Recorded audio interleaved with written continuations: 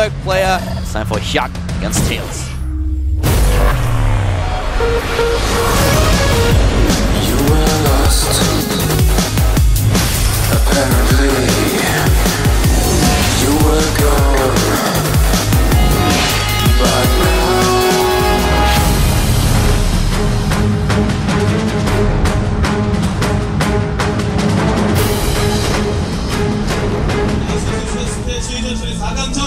His defense in the last game was unbelievable. Starting for Team TSL, the last player, the last Zerg, it is...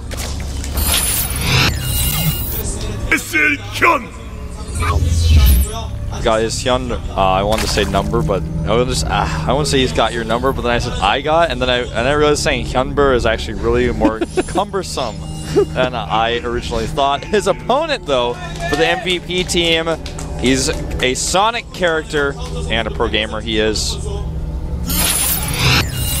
MVP Tasia. I could tell the production was like a little bit. They're like, what is he trying to do here? Like, let's just put it out. Yani has a 67% win ratio against Protoss. He just won against Creator with a 3-1. Is this really the guy that you want to take on when you're a Protoss? Someone who takes down Creator with only dropping one map, who defeats Freya just recently in an online tournament. He is so strong, just in general, but against Protoss especially these days. Can Hyun lose this? What is Tails' strategy? Tails has to come up with some kind of build. Is he just going for 2-base timing? What do you think? I think so. I don't know which one, though. I think we may see the Void Ray Zealot build. He's going for a really cool wall. He's going to use his Nexus as part of the wall. That's why his Forge is placed a little bit differently than you might expect if you're a little bit newer to this map and you're watching right now.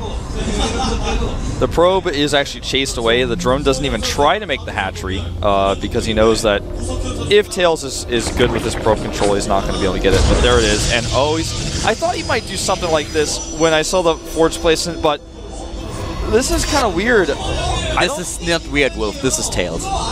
Yeah, that much is true. I don't think this is going to work at all. He wants to make a gate and then block the cannon in. Oh, wow. Cancels it, and now he traps one.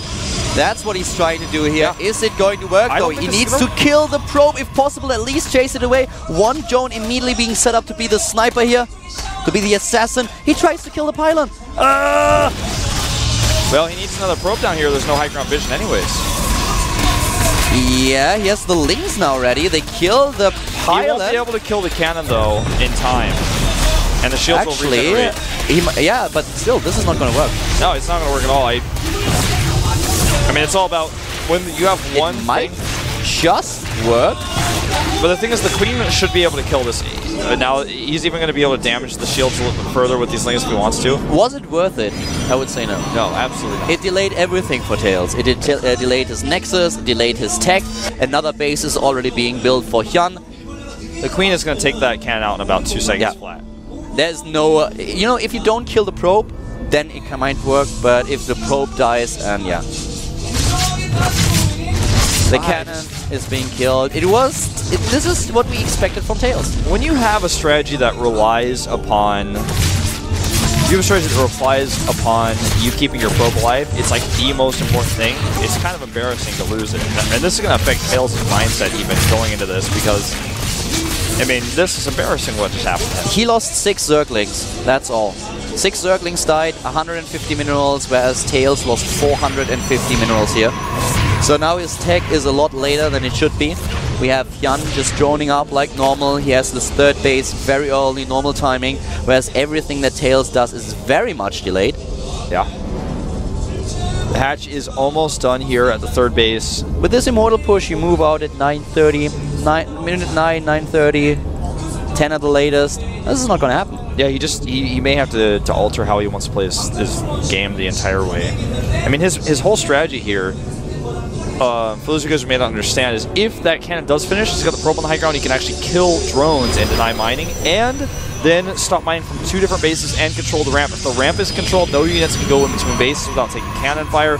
It becomes very awkward for the Zerg to defend. He can cannon forward to the natural, make sure that there is a cancel, that the Zerg player is on 2 bases, taking the 3rd base instead of the natural. Then when you go to the 3rd base, you can attack there with Zealots, for example, because he can't really get his lings out of the base if you have cannons there, and then you kill the 3rd base as well, and it gets really awkward. Yeah, but it didn't work out, you know, and now, yeah, he's in a tough spot. He's going for the Robo. He wants to hit potentially at one of these timings we were talking about.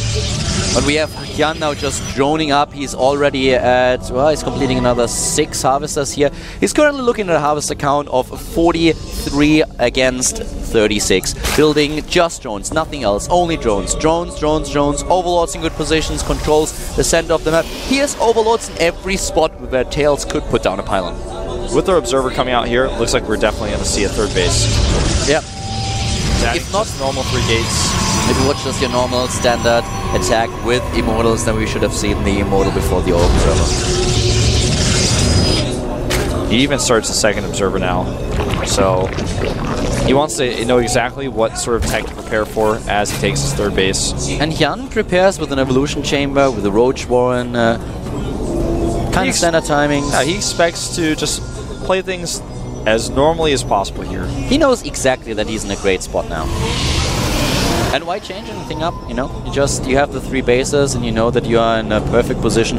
As soon as the lair is done, he will probably move his Overlord to spread creep at the 3rd base of Tails. And Tails is trying to do something with the Warp Prism here. Yeah, the Observers allow him to see exactly which path to take with the Warp Prism when he flies out. You can see where the Overlords are, so he knows that he should go and fly around, not past the 3rd base, but just a little bit higher than the Watchtower and then around the left. He's seen all of that.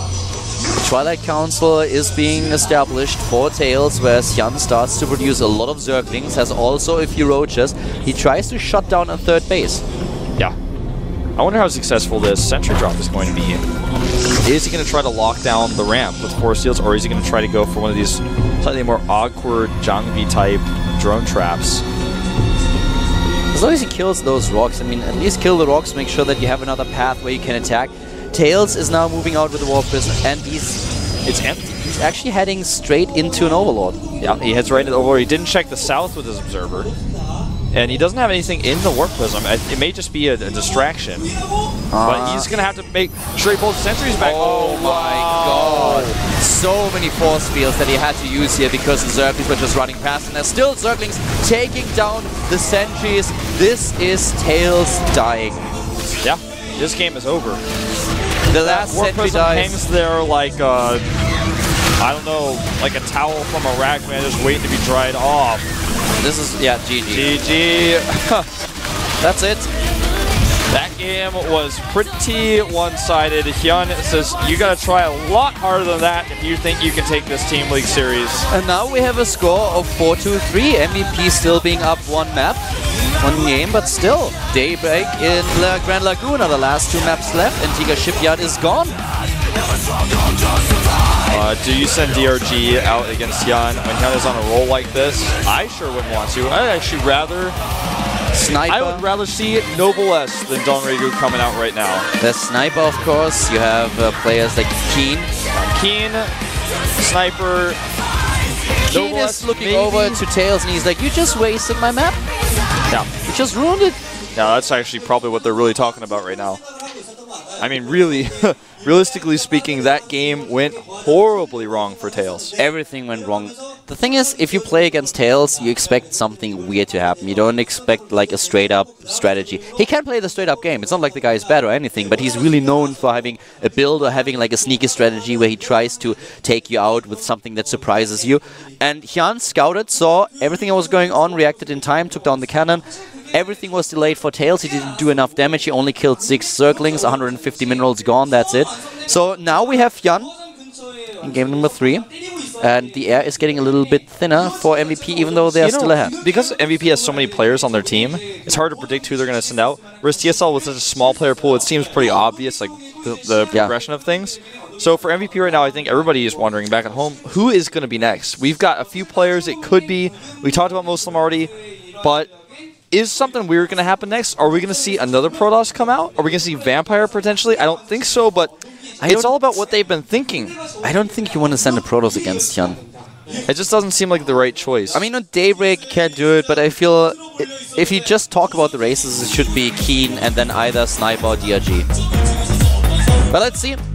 Who's it gonna be? Sniper first. Sniper coming out here. One of the best Zerg players in the world.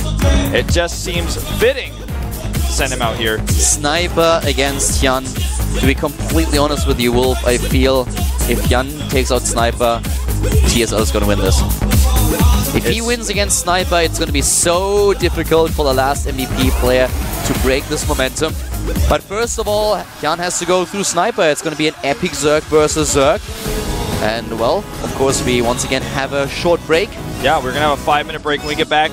We're going to have the CVZ of a lifetime, Yan versus Sniper.